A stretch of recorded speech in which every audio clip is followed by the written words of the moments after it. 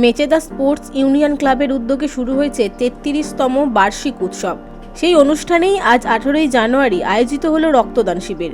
বর্তমান সময়ে রক্তের সংকটকে সামনে রেখে এই রক্তদানের আয়োজন করা হয়। বিগত বেশ কয়েক বছর ধরেই এই ক্লাবের পক্ষ থেকে শুরু হয়েছে রক্তদান শিবির। এবছর এই রক্তদান কর্মসূচি শিবির ৫৯তম বর্ষে পদার্পণ করলো।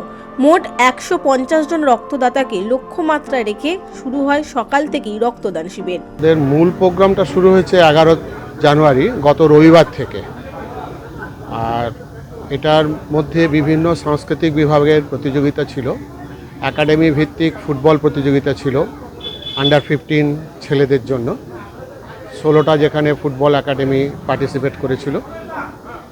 তারপরে আবৃত্তি, নাচ, গান, ছবি আঁকা, বাংলা বানান প্রতিযোগিতা, মেয়েদের জন্য হচ্ছে আমরাই সম্পূর্ণা, 18 বছর অনূর্ধ্ব 18 বছরের ঊর্ধ্বে যারা মহিলারা আছেন তারা অংশগ্রহণ করেছেন। এবং একাঙ্ক নাট্য উৎসব ছিল 6টা।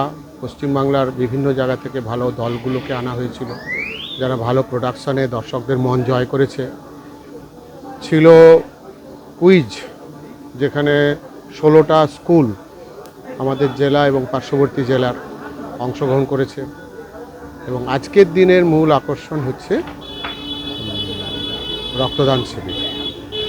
রক্তদান শিবিরে এখনও প্রায় 87 জন রক্তদাতা রক্তদান করেছেন। শিবির চলবে বেলা 3টে পর্যন্ত। গতকাল লক্ষ্যমাত্রা 150, কারণ পাশাপাশি আরও 2টো ক্যাম্প আজকেই চলছে।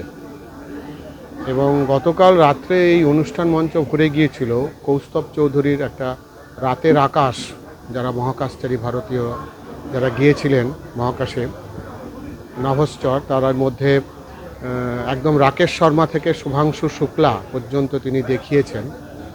দর্শকরা ভীষণভাবে আপ্লুত এবং এটা শিক্ষামূলক অনুষ্ঠান। ছেলে মেয়েদের খুব ভালো লেগেছে, বা অভিভাবকরা এসে জানিয়ে গেছেন এরকম অনুষ্ঠান বারবার করার জন্য। কৌস্তববাবু বরাবরই আসেন আমাদের অনুষ্ঠানে, এবারও তিনি দর্শকদের মন জয় করে নিয়ে গেছেন। তাম্রলিপ্ত মেডিকেল কলেজের ব্লাড ব্যাংকের সহযোগিতায় এই রক্তদান শিবির সম্পূর্ণ হয়।